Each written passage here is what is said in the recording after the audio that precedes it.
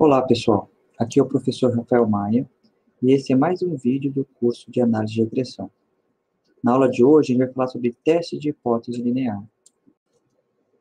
Vamos considerar o seguinte modelo de regressão linear múltipla: beta 0 mais beta 1 x1 mais beta p menos 1 xp menos 1i, um erro aleatório, onde a gente tem xp menos 1 variáveis aleatórias, variáveis explicativas.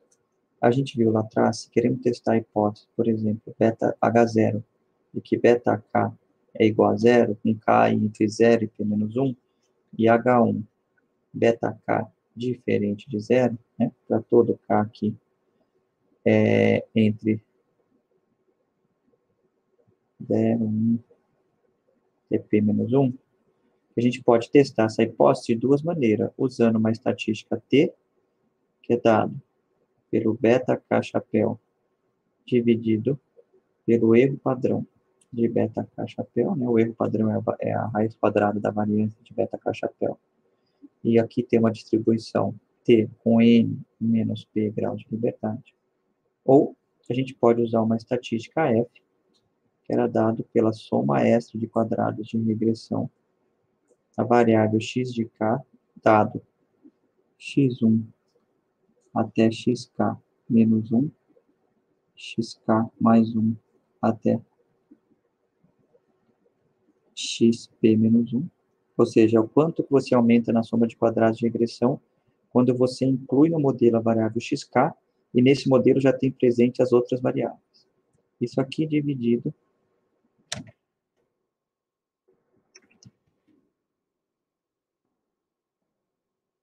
pela soma de quadrado dos erros do modelo com x1 até xp menos 1, dividido por n menos p, né? É o quadrado médio do erro. E essa estatística sobre hipótese nula tem uma distribuição f com 1 e n menos p grau de liberdade. Correto? A gente viu também que se eu estou interessado em testar conjuntamente vários betas, eu posso testar, por exemplo, H0, beta K igual a 0 e beta K mais 1 é igual a 0. Vou pegar dois betas aqui como exemplo, mas poderia ter outros conjuntos.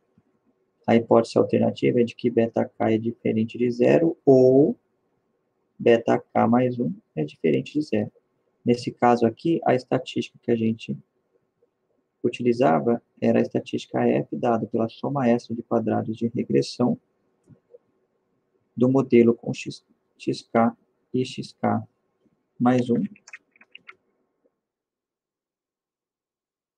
dado x1 até xk menos 1, de xk mais 2 até xp menos 1. Ou seja, é a soma extra de quadrados quando eu tenho no modelo as variáveis x1 até xk menos 1 e de xk mais 2 até xp, e acrescento nesse modelo as variáveis xk e xk mais 1.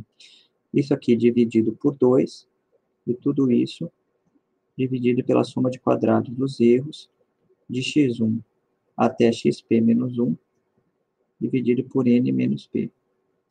Essa estatística aqui sobre H0, ela tem uma distribuição F com 2 e n menos p grau de liberdade. Ok? Na aula de hoje, a gente vai estender essas ideias para quando o meu objetivo é testar combinações lineares dos meus parâmetros, né? E eu posso estar interessado em uma combinação linear ou em várias combinações lineares. Isso vai ficar mais claro nos slides seguintes. Então, a gente vai estar interessado em testes de hipótese, onde as hipóteses são combinações lineares do meu parâmetro. Essa matriz R é o que determina os coeficientes dessa minha combinação linear. O R, minúsculo aqui, é o número de combinações lineares que eu estou interessado. Então, por exemplo, se eu tenho um vetor beta de parâmetros que é igual a beta 0 até beta p menos 1, no caso do modelo definido no slide anterior, vamos supor que eu queira testar a hipótese de que o beta 3 mais o beta 5 seja igual a 0, por exemplo, né? Nesse caso, eu só quero testar esta hipótese. O que é a minha matriz R? Ela vai ser igual ao quê? Um vetor que vai ter 0 na primeira posição, 0 na segunda posição, esse 0 está associado ao beta 0, esse segundo 0 associado a beta 1, esse terceiro 0 associado ao beta 2, 1 na quarta posição associado ao beta 3, 0 aqui associado ao beta 4, 1 de novo associado ao beta 5, e 0 aqui até o beta p-1, até a p-ésima posição. Se eu multiplicar agora essa matriz R, que é equivalente a um vetor linha, com o meu vetor beta de parâmetros, né? Se eu fizer essa linha multiplicado por esta coluna, o que eu tenho é exatamente beta 3 mais beta 5. Com isso, eu consigo expressar uma combinação linear dos meus parâmetros. Então, é isso que está dizendo essa matriz. Se eu quero testar, além dessa combinação linear, uma segunda combinação linear, eu posso expressar essa segunda combinação linear aqui na segunda linha, assim por diante. Vamos ver nos slides seguintes outros exemplos, né? Então, essa matriz R é a matriz que dá as combinações lineares que eu tenho interesse. O vetor beta é o vetor de parâmetros, né? Eu tenho P parâmetros, quando eu tenho P menos uma variável explicativa, porque inclui aí o intercepto. E esse vetor Q é o valor que eu quero testar. Então, esse vetor Q, nos exemplos anteriores que a gente deu, era igual a 0. Eu sempre quero testar uma hipótese se o parâmetro é igual a 0. Mas eu poderia querer testar, por exemplo, se o parâmetro é igual a 1, ou se ele é igual a 2, por alguma razão. Certo? Então, esse aqui é o valor da hipótese, esse Q aqui. Ok? O tamanho, a dimensão do vetor Q, ele depende do número de hipóteses que eu quero testar, ou de combinações lineares que eu quero testar, né? Se eu estiver fazendo uma única combinação linear, ele é um escalar. Se eu estiver fazendo duas ou mais combinações lineares, ele vai ser um vetor com escalares, ok? Então, a minha hipótese nula é que essas combinações lineares, elas são iguais aos valores desse vetor, e a hipótese alternativa é de que são diferentes, né? Tem pelo menos uma combinação linear que é diferente.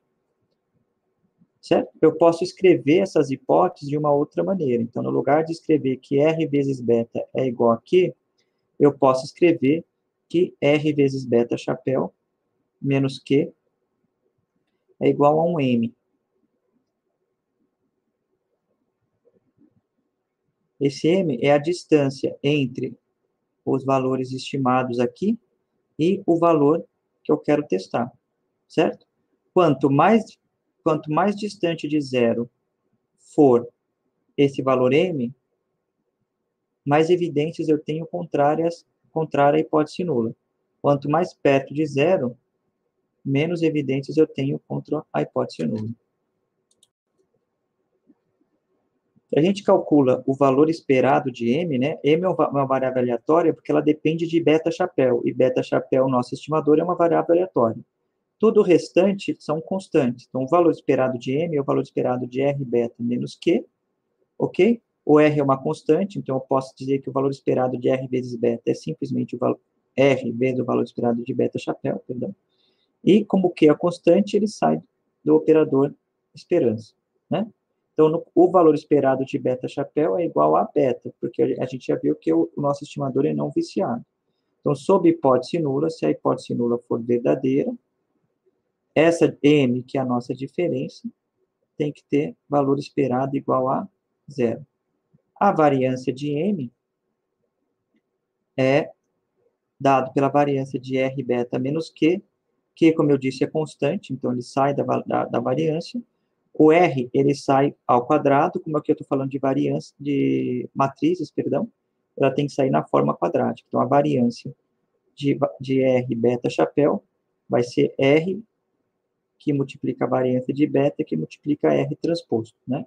Essa é a forma quadrática para quando eu tenho matrizes. A variância de beta chapéu, a gente já viu lá atrás, que é dado por sigma quadrado, que multiplica x transposto x a menos 1. Né? Para construir o nosso teste, a gente vai usar um teste que provavelmente vocês já viram nas aulas de inferência, que é o teste de Wald, ok? E ele leva em consideração a forma quadrática do nosso da nossa estatística do teste aqui, que no caso é o M, né? E a forma quadrática da nossa estatística do teste é dada por M transposto, que multiplica a variância de M a menos 1 e multiplica M. Ok?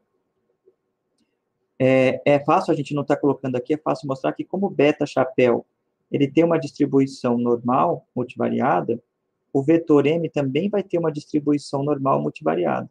Então, a forma quadrática dessa estatística, ela vai levar a uma estatística Q quadrado. Ok?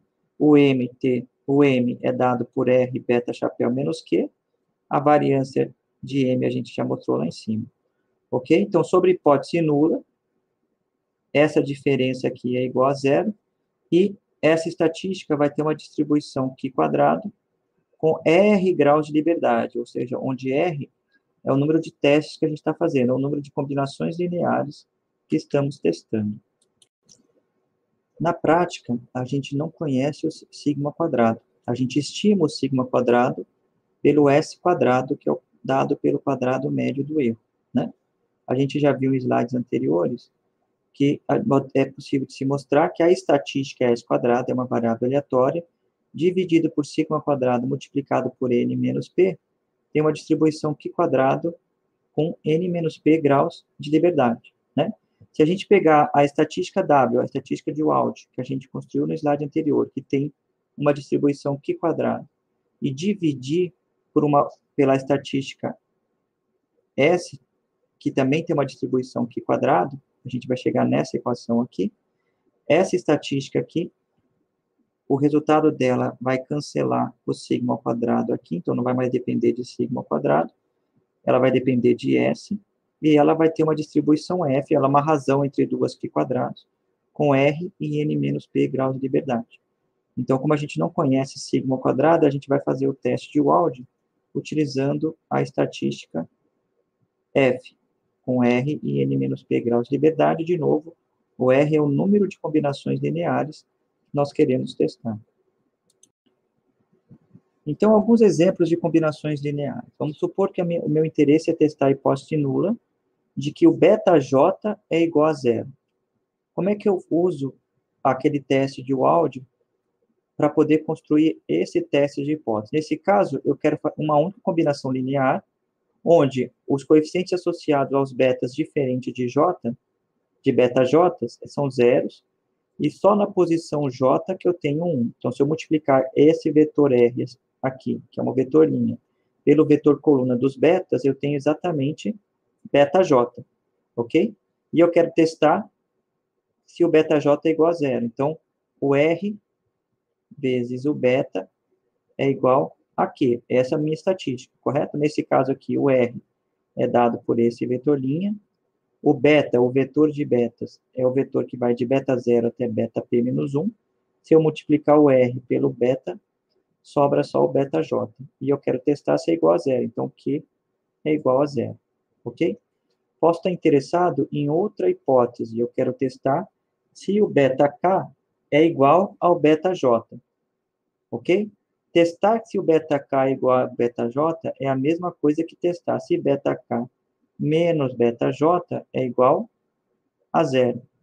Ok? Então, a combinação linear que eu quero é beta K menos beta J.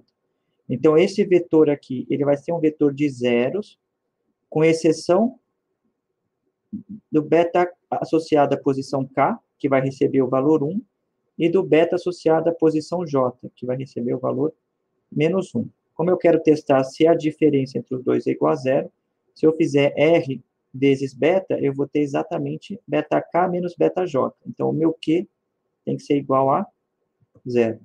Ok?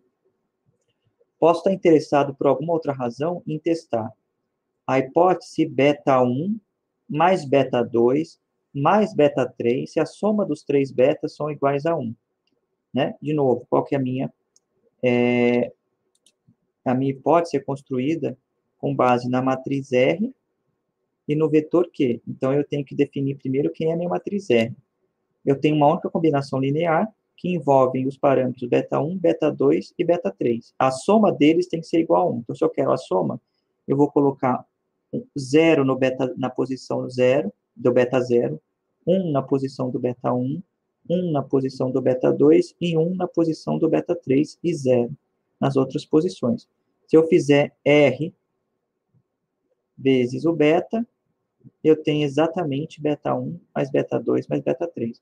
Como eu quero testar se a soma dos três é igual a 1, eu tenho que o meu vetor Q, que na verdade é um escalar aqui, não é um vetor, ele tem que ser igual a 1, correto? Então, se eu fizer R vezes beta, o que eu tenho?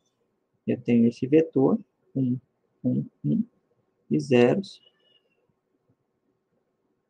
que multiplica o vetor coluna beta 0, beta 1, até beta p menos 1, certo? O resultado disso aqui vai ser exatamente beta 1 mais beta 2 mais beta 3. Né? E qual que vai ser a hipótese que eu quero testar? Se essa soma é igual a 1. Então, Q tem que ser igual a 1. Eu posso estar interessado em testar conjuntamente mais de uma hipótese ou mais de uma combinação linear. Então, por exemplo, eu posso estar interessado em testar se beta 0 é igual a 0 e beta 1 é igual a 0 e beta 2 é igual a 0. Nesse caso aqui, para construir a primeira hipótese, eu vou colocar 1 na posição do beta 0 e 0 nas outras posições. Então, na hora que eu multiplicar esta linha pelo vetor beta, né? Então, eu vou ter sempre R que multiplica beta igual a Q. Quando eu multiplicar a primeira linha pelo vetor beta, eu vou ter exatamente beta 0.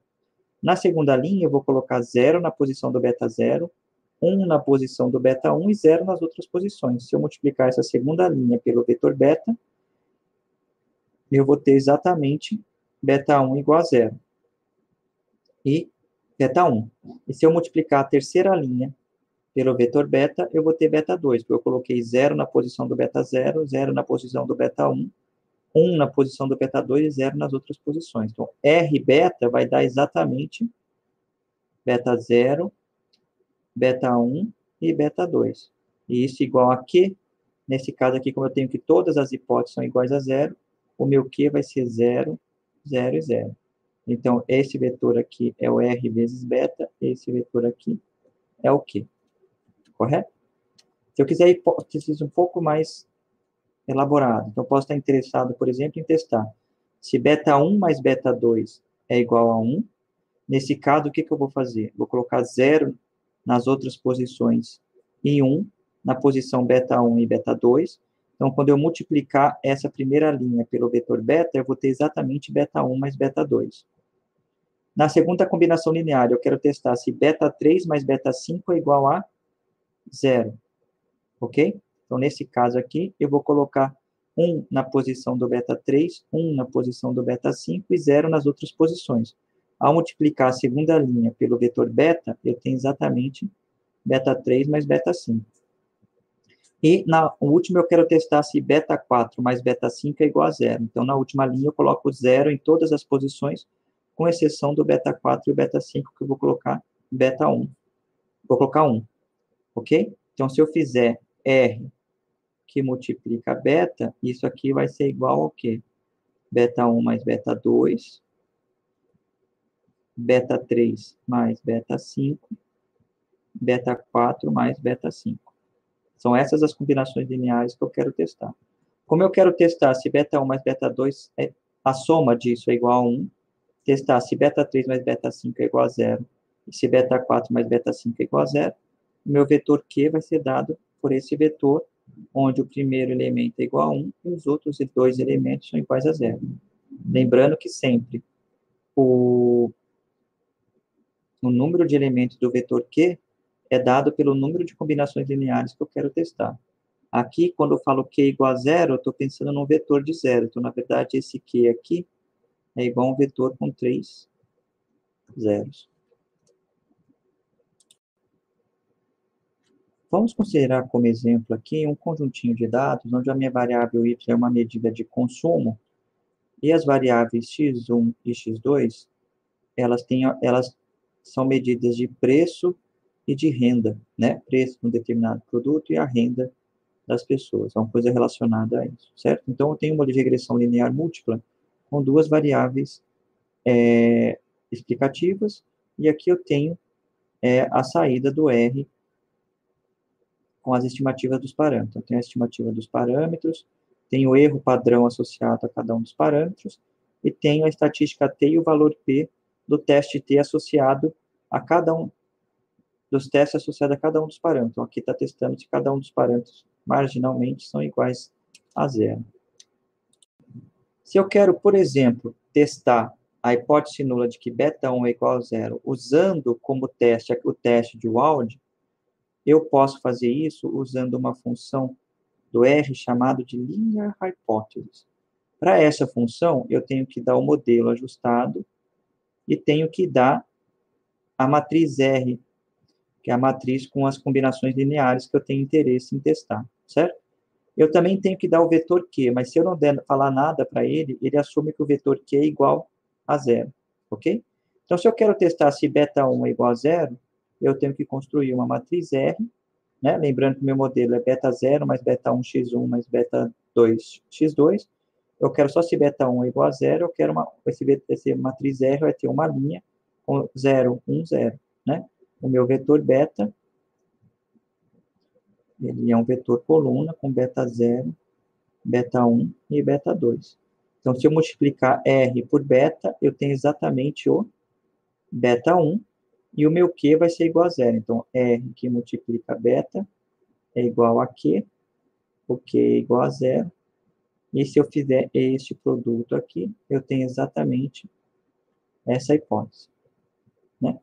Nesse caso aqui, quando ele faz esse teste, ele me devolve um p-valor de 0,02, então eu digo que eu tenho evidências para rejeitar a hipótese nula, eu tenho evidências para dizer que o parâmetro beta 1 é diferente de zero. Poderia estar interessado, por exemplo, em testar se o parâmetro beta 1 é igual a 2. Não testar se é igual a zero, que é o padrão, mas testar se por alguma razão ele é igual a 2. Então, nesse caso aqui, a matriz R é exatamente a mesma matriz, né? Só que agora o Q é igual a 2. Então, lá na minha função linear hypothesis, eu tenho que dar para ele o modelo ajustado, tenho que dar para ele a matriz R e tenho que dar o valor de Q, que eu já fixei aqui igual a 2. Né? Então, ele está testando se o beta associado à variável x1, ou beta 1, se esse beta é igual a 2, né? Ou se eu tenho evidências para dizer que ele é diferente de 2. O resultado do teste apresenta um valor P muito pequeno, então eu tenho evidências para dizer que essa estatística, que esse parâmetro, perdão, ele é diferente de 2. Posso estar interessado em fazer outras hipóteses, outros testes. Eu quero testar conjuntamente se beta 1 é igual a 2 e se beta 2 é igual a 1. Então, eu quero fazer dois testes conjuntamente. Para fazer o primeiro teste, então, eu tenho que construir a nossa matriz R. Essa matriz R, ela vai ter duas linhas. Como eu quero testar na primeira linha se beta 1 é igual a 2, eu tenho que selecionar o beta 1. Então, ela vai ser a primeira linha vai ser uma linha com 1, com 0, 1 e 0.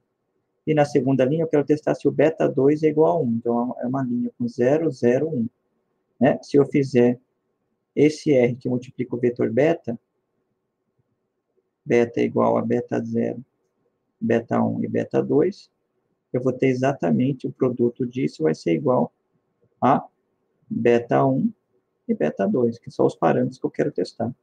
O meu vetor Q aqui, são as minhas hipóteses, é igual a 2 e 1. Eu quero testar se beta 1 é igual a 2 e quero testar se beta 2 é igual a 1.